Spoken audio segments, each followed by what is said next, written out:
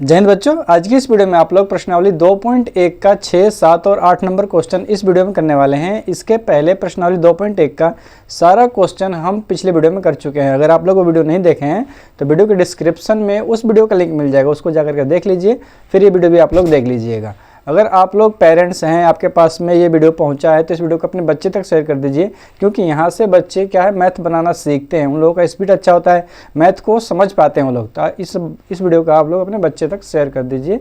बाकी अगर आप इसी क्लास के स्टूडेंट हैं 7th 8th क्लास के, तो आप लोग अच्छे से इस वीडियो को देखिए, समझिए किस तरह से क्वेश्चन को सॉल्व किया जाता है। चलिए देखिए क्या कह रहा है क्वेश्चन। यहाँ पे कह रहा है कि एक आयताकार श्याम पट्ट की लंबाई 3.1/2 मीटर तथा चौड़ाई 2.2/3 मीटर है श्याम पट्ट की, और श्याम पट्ट का यहाँ पे परिमाप ज्ञात करने के लिए कह रहा है। ये श्याम पट्ट हो गया। श्याम पट्ट मतलब बोर्ड समझ लीजिए, जिस बोर्ड पे पढ़ाया जाता है, ये बोर्ड मान लीजिए, बोर्ड पे जिस पे पढ़ाया जाता है उसको श्याम पट्ट बोलते हैं। तो श्याम पट्ट हो गया ये। इसका लंबाई है 3.1/2 मीटर और चौड़ाई है 2.2/3 मीटर। इसका परिमाप निकालना है। परिमाप उसको बोलते हैं, जैसे मान लीजिए कि यहाँ पे ए दे दिया गया, ये बी हो गया, ये सी और ये डी हो गया। यहाँ ए से हम चलकर, कोई आदमी यहाँ ए से चलना स्टार्ट किया और ये ए से चल करके पूरा घूमता हुआ वापस से ए तक पहुँचेगा, तो टोटल कितना दूरी तय कर लेगा इसके किनारे किनारे घूम के, ए से बी तक, बी से सी तक, सी से डी तक, फिर वापस ए तक। यहाँ तक आने में टोटल उसको कितना दूरी तय करना पड़ेगा, उसको परिमाप बोलते हैं। परिक्रमा होता है ना, उस चीज़ को परिमाप, उसी नाम से आ गया है परिमाप। ठीक है, जैसे किसी पेड़ का परिक्रमा लगाया जाता है, घूमा जाता है गोल गोल, तो गोल गोल घूमने को ही परिमाप बोलते हैं। तो उसको एक राउंड मारेंगे तो क्या हो जाएगा, वो परिमाप निकालना होता है। उस तरह से इसका परिमाप निकालना है। तो हम परिमाप निकालेंगे इसका। तो आयत के परिमाप का एक सूत्र होता है। पहले इसको देखिए, तो यहाँ पे लंबाई कितना दिया गया है, दूसरा पेन चेंज करते हैं, उससे बताते हैं। तो लंबाई दिया गया है, लंबाई दिया गया है 3.1/2 मीटर। जब यहाँ पे पूर्णांक में, जब इसको हम विषम भिन्न में बदलेंगे तो 2 3 6 और 1 कितना हो जाएगा 7। तो ये 7/2 मीटर, ये क्या हो जाएगा हमारा, ये हो जाएगा हमारा लंबाई। ठीक है, फिर चौड़ाई देखते हैं। तो चौड़ाई कितना दिया गया है यहाँ पर, तो चौड़ाई दिया गया है 2.2/3 मीटर।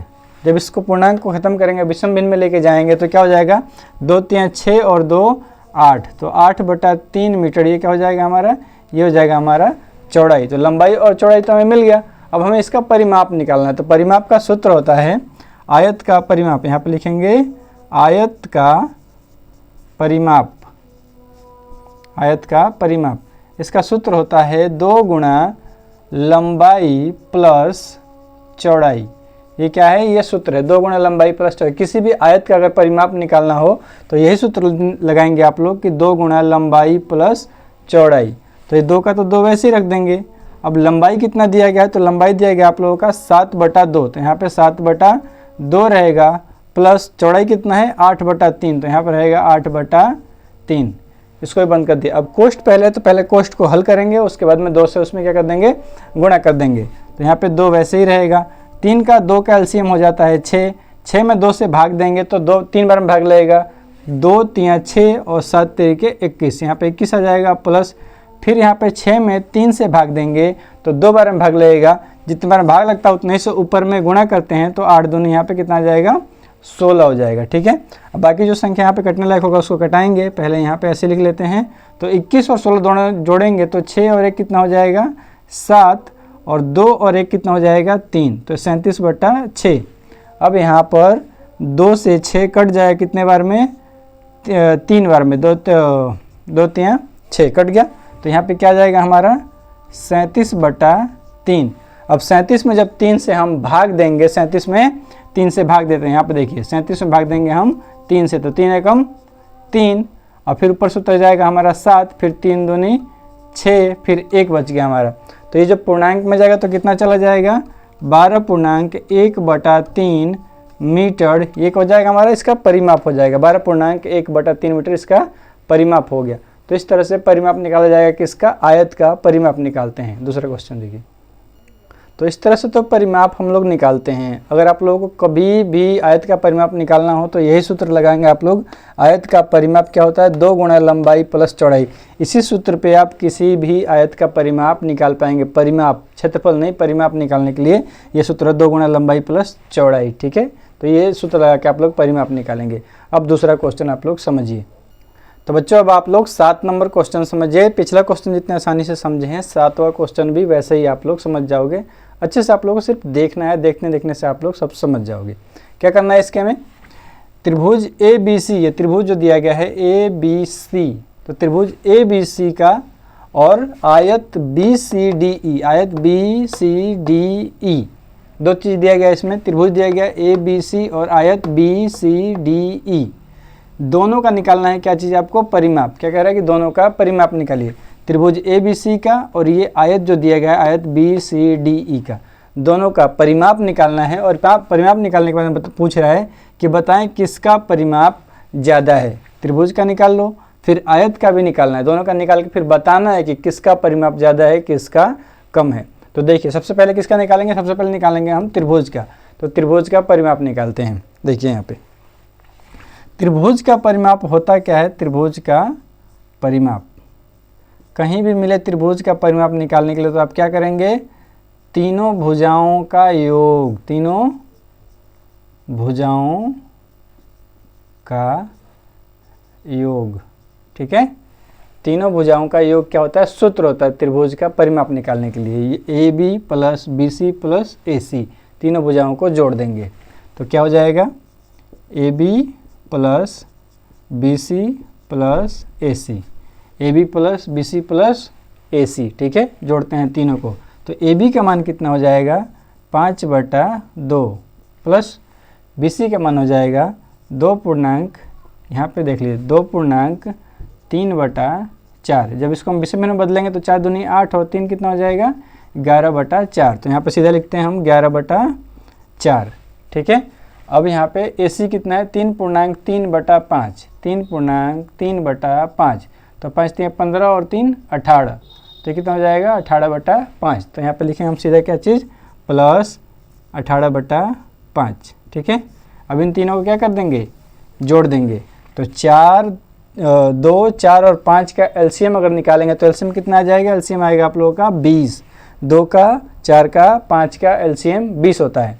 अब एलसीएम जितना भी हो उसमें भाग देते हैं, पहले वाले संख्या से हर से भाग देते हैं, जितने बार भाग लगे उतना ही अंश में गुणा किया जाता है। तो 20 में 2 से भाग देंगे तो 10 बार में भाग लगेगा। अब 10 बार में भाग, 10 से 5 में जब गुणा करेंगे तो 10 बचे 50 हो जाएगा। तो यहाँ पे 50 लिखेंगे। फिर प्लस, फिर 20 में 4 से भाग देंगे तो 5 बार में भाग लगेगा। अब जितने बार में भाग लगता है उतना ही से ऊपर में गुणा करते हैं। तो 5 बार में भाग लगा तो 11 से गुणा करेंगे तो 11 बजे 55 हो जाएगा। तो यहाँ पे 55 लिखेंगे। फिर प्लस, फिर अब 20 में भाग देंगे 5 से, तो 5 से भाग देंगे 20 में तो 4 बार में भाग लगेगा। जितने बार में भाग लगे उतने ही से ऊपर में गुणा करते हैं। तो 18 चौक 72, कितना? 18 दूनी 36, 18 चौक 72। तो यहाँ पे कितना हो जाएगा? 72 लिख दिए। इन सभी को क्या करेंगे? जोड़ देंगे। तो सबको जोड़ेंगे तो कितना हो जाएगा? 2 और 5, 2 7। तो यहाँ पे कितना हो जाएगा? 7 यहाँ पे लिख दिए। फिर अब जोड़ेंगे इसको तो 7 5 12 और 12 और 5 कितना हो जाएगा? 17। तो यहाँ पे लिख दिए 17। 177/20। 177 में जब 20 से हम भाग देंगे, अभी पूर्णांक में लेके जाएंगे, तो जब 177 में भाग देंगे कितने से? 20 से भाग देंगे, 20 से, तो 6 बार में कितना आ जाएगा? 6 बार में आ जाएगा आप लोगों का 160। 6 बार में नहीं, 8 बार में। कितना बार में आ जाएगा? 20 6 का 120, 20 8 8 बार में 8 दूनी 16। तो 8 बार में कितना हो जाएगा? 160। तो ये 7 और 6 में से 7 में से 6 गया तो 1 और ये ख़त्म। तो कितना बच गया यहाँ पे? 17। ये बच गया 17 से आप लोगों का। तो यहाँ पे क्या लिखेंगे? हम लिखेंगे 8 पूर्णांक 17 और जितने से भाग देते हैं उसको नीचे लिखते हैं 8 पूर्णांक 17/20। ये क्या हो गया आप लोगों का? ये परिमाप किसका निकल के आ गया? त्रिभुज का परिमाप है इतना, 8 पूर्णांक 17/20। ये त्रिभुज का परिमाप है, इसको ध्यान में रखेंगे। तो हम इसको उठा करके लिख देते हैं यहाँ पर 8 पूर्णांक 17/20। इसका हमें आगे ज़रूरत पड़ेगा तो इसलिए हम इसको लिख देते हैं यहाँ पे। अब लिख दिए, इसको आप लोगों को उतार लीजिए, फिर हम इसको क्या करेंगे, मिटाएंगे अब यहाँ पे।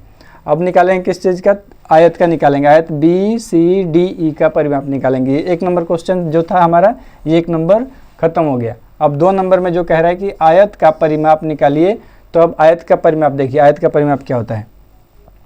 हमने पहले बताया था आप लोगों को कि आयत का परिमाप होता है, आयत का परिमाप, आयत का परिमाप होता है 2 गुणा लंबाई प्लस चौड़ाई। क्या होता है ये, आयत का परिमाप 2 गुणा लंबाई प्लस चौड़ाई।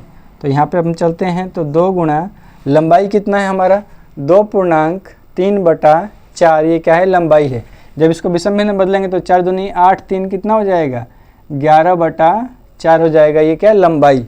तो क्या हो जाएगा, यहाँ पे लिखेंगे हम 11/4 प्लस फिर चौड़ाई कितना है, 7/6, तो यहाँ पे लिख देंगे 7/6। ठीक है, अब इसको हल करेंगे क्वेश्चन के अंदर का। तो 2 गुणा 6 का और 4 का एलसीएम जब निकालेंगे तो 12 आ जाएगा। एलसीएम कितना आएगा, 12 एलसीएम। जब 12 में 4 से भाग देते हैं तो 3 बार में भाग लगता है, और 3 में 11 से गुणा करें तो 11×3 33 हो जाएगा। फिर प्लस फिर 12 में 6 से भाग देंगे तो 2 बार में भाग लगेगा। जितने बार में भाग लगता है उतना ही से ऊपर में गुणा करते हैं। तो 2 बार में भाग लग रहा है तो 7 में गुणा करें तो 7 दूनी 14, तो यहाँ पर लिख देंगे 14। ये बंद हो गया। बटा पर का जोड़ बनाना मैंने पहले ही आप लोगों को सिखा दिया है अच्छे से पिछले क्लास में ही। अगर आप लोगों को बटा पर का जोड़ बनाने में दिक्कत हो रहा है बट्टा वाला, तो आप पिछला क्लास देखिए, वहाँ पे आप लोगों को समझ में आएगा बट्टा का जोड़ कैसे बनाते हैं। ये हो गया। अब ये 2 तो वैसे ही रहेगा, ठीक है। फिर इनको जोड़ेंगे तो 4 और 3 कितना हो जाएगा, 7, और 3 1 कितना हो जाएगा, 4, और बटा में कितना हो जाएगा, 12। ठीक है, फिर इसको हम कैंसिल करेंगे तो 2 से 12 कैंसिल करेंगे कितने बार में, 6 बार में। ठीक है, तो 2 × 12, फिर ये कितना हो जाएगा यहाँ पर हमारा, तो ये हो गया 47/6। ठीक है, फिर अब भाग देंगे 47 में कितने से, 6 से भाग देंगे। यहाँ पर देते हैं 47 में 6 से भाग, तो 6 7 42 हो जाएगा हमारा। बच गया कितना, तो 5 बच गया। जो बच जाता है उसको जितने बार भाग लग रहा है, 7 बार में, तो यहाँ पे 7 रखेंगे। जितना बच जाता है उसको रखते हैं अंश में, तो 5 के ऊपर जिसका पहाड़ा पड़ते हैं उसको रखते हैं नीचे। तो 7.5/6 ये क्या आ गया, आयत का परिमाप। ये किसका है, ये है आयत का, इसका परिमाप है 7.5/6। ये किसका है, आयत का परिमाप है। तो दोनों का मिल गया, त्रिभुज का इतना 8.17/20 और आयत का मिल गया 7.5/6। दोनों का क्या हो गया, परिमाप हमें मिल गया। अब तुलना करना है कि कौन सा परिमाप बड़ा है दोनों में। अब इन सबको हम मिटा देते हैं। आप लोग वीडियो एक बार रोक करके इन सभी क्वेश्चनों को उतारना है तो आप लोग उतार लीजिए, फिर इसको हम मिटाते हैं, उसके बाद में करेंगे तुलना इसका। तो ये मिट गया। अब यहाँ पे त्रिभुज का क्या दिया गया है, त्रिभुज का परिमाप, त्रिभुज का परिमाप दिया गया है 8.17/20। ये क्या है, त्रिभुज का परिमाप है। अब आयत का परिमाप क्या है, आयत का परिमाप कितना है, 7.5/6। इन दोनों का जब तुलना करेंगे हम, दोनों का जब तुलना करेंगे कौन से, ये बड़ा है कि ये बड़ा है, तो ये 8 तो पूरा है और ये 17/20 का मतलब होता है कि 8 और ये दशमलव में कोई संख्या होगा, कोई भी संख्या होगा, लेकिन 8 पूरा संख्या है और ये दशमलव में कोई संख्या होगा। ठीक है, 2 4 5 6 कुछ भी हो, लेकिन ये क्या है, दशमलव में है। जैसे कि 8.4 3 5 4 ऐसे होता है ना, वैसे कुछ यहाँ पर है। ठीक है, और यहाँ पे 7 दशमलव कुछ होगा। ये क्या लिखा गया है, ये लिखा गया है यहाँ पर 7.5/6। इसका मतलब है कि 7 पूरा संख्या है और दशमलव में कोई संख्या है। दशमलव में कुछ भी हो सकता है, जैसे कि यहाँ पे 7 और दशमलव 2 4 5 4 कुछ भी हो सकता है। ठीक है, कुछ भी हो सकता है। तो यहाँ पे 8 तो पूरा मिल रहा है यहाँ पे, और यहाँ पे सिर्फ 7 ही मिल रहा है। तो इससे क्या पता चल रहा है कि ये वाला जो है वो बड़ा है और ये वाला संख्या पूरा छोटा है। ठीक है, अगर आप लोग चेक करना चाहोगे तो चेक करने के लिए फिर आप लोगों को इसमें भाग देना होगा, पूरा विषम भिन्न में मंगा के उसके बाद चेक करेंगे। सबसे आसान यही है कि ये संख्या क्या हो गया, 8 है और ये 7 है। आप सभी को पता है कि 8 बड़ा होता है और 7 क्या होता है, छोटा होता है। तो इसी हिसाब से ये क्या हो जाएगा, बड़ा हो जाएगा और ये छोटा हो जाएगा। ये बड़ा हो गया और ये छोटा हो गया। ठीक है, तो बता देना है कि हमें ये किसका परिमाप है, त्रिभुज का। तो लिख देंगे कि त्रिभुज का परिमाप ज़्यादा है। त्रिभुज का परिमाप ज़्यादा है। तो तो इस तरह से हल कर लेंगे। पहले त्रिभुज का निकाल लिए, फिर आयत का निकाल लिए, दोनों का निकालने के बाद में तुलना कर लेंगे, देख लेंगे किसका परिमाप ज़्यादा है और बता देंगे किसका परिमाप ज़्यादा है। तो ये दोनों क्वेश्चन आप लोगों को समझ में आ गया होगा अच्छी तरह से। नहीं आया होगा तो आप लोग कमेंट कीजिएगा या फिर एक बार वीडियो को फिर पीछे से कर देख लीजिएगा, अच्छे से समझाएं। फिर भी आप लोगों को समझ में नहीं आया हो तो कमेंट में कमेंट कीजिएगा, फिर हम और भी अच्छे से समझाने का कोशिश करेंगे। 3 नंबर क्वेश्चन देखिए अब अगला क्वेश्चन। तो बच्चों अब आप लोग 8 नंबर क्वेश्चन समझिए। जो ये क्वेश्चन है इस क्वेश्चन को हम पहले ही समझा चुके हैं, इस पर का बहुत सारा सवाल पहले ही क्लास में बन चुका है। अगर आप लोगों ने वो क्लास देखा है तो ये क्वेश्चन बहुत आसानी से आप लोगों को समझ में आ जाएगा। तुलना करना है बस, ठीक है। क्या दिया गया इसमें कि सत्यम, क्वेश्चन ये कह रहा है कि सत्यम ने किसी पाठ को पढ़ने में 11/16 घंटा समय लिया और उसी पाठ को पढ़ने में सलीम ने 3/4 घंटा का समय लिया। ये क्वेश्चन है आप लोगों का कि सत्यम पढ़ता है तो 11/16 घंटा समय लेता है, उसी पाठ को जब सलीम पढ़ता है तो 3/4 घंटा समय लेता है। क्वेश्चन आप लोगों से ये पूछ रहा है कि बताइए किसने ज़्यादा समय लिया पढ़ने में, सत्यम ने या फिर सलीम ने। ये भी बताना है कि किसने ज़्यादा समय लिया, साथ में ये भी बताना है कि कितना ज़्यादा समय लिया, किसने ज़्यादा समय लिया और कितना ज़्यादा समय लिया। तो दोनों ही बताना है आप लोगों को, किसने ज़्यादा समय लिया और कितना ज़्यादा लिया समय, ठीक है। चलिए शुरू करते हैं, बनाते हैं क्वेश्चनों को, आराम से आप लोग समझिए। तो पहले क्या दिया गया है, सलीम द्वारा लिया गया, सत्यम द्वारा लिया समय कितना है 11/16। तो यहाँ पे क्या लिख लेंगे हम 11/16। ये सत्यम का समय है, इतना घंटा सत्यम ने लिया है।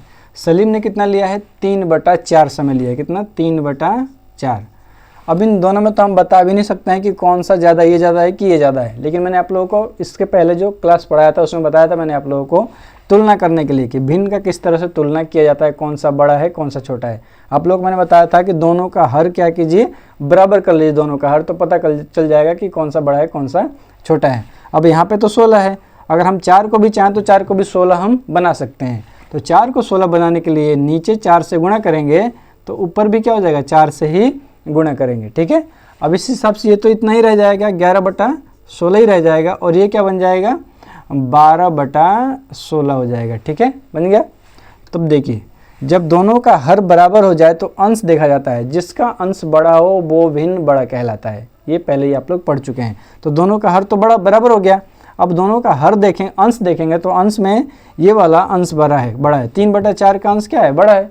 यहाँ पे 12/12 आ जा रहा है और यहाँ पे 11 आ रहा है। तो ये वाला पूरा भिन्न क्या हो जाएगा, ये पूरा भिन्न बड़ा हो जाएगा, ठीक है। यानी कि 3/4 जिसका भी मान है वो अधिक समय लिया है। 3/4 किसका मान है, सलीम का। तो सलीम ने यहाँ पर ज़्यादा समय लिया है। तो 1 नंबर का तो आप लोगों का जवाब मिल गया है यहाँ पर 1 नंबर का कि सलीम ने ज़्यादा समय लिया है। क्या लिखेंगे, सलीम ने ज़्यादा समय लिया है, समय लिया है। 1 नंबर का आंसर में ज़्यादा समय, लेकिन कितना ज़्यादा समय लिया ये पता नहीं चला है। बताना है कि कितना ज़्यादा समय लिया है, ये तो पता चल गया कि ज़्यादा समय लिया है, लेकिन कितना ज़्यादा समय लिया ये पता नहीं चला है।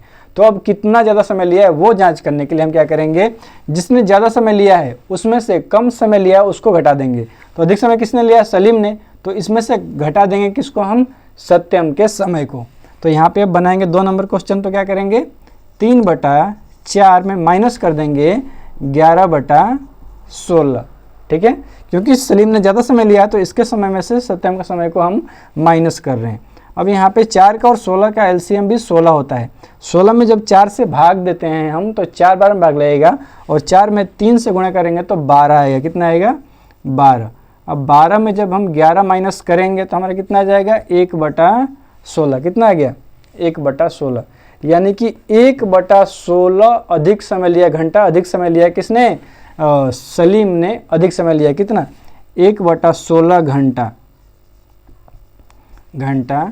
अधिक समय लिया।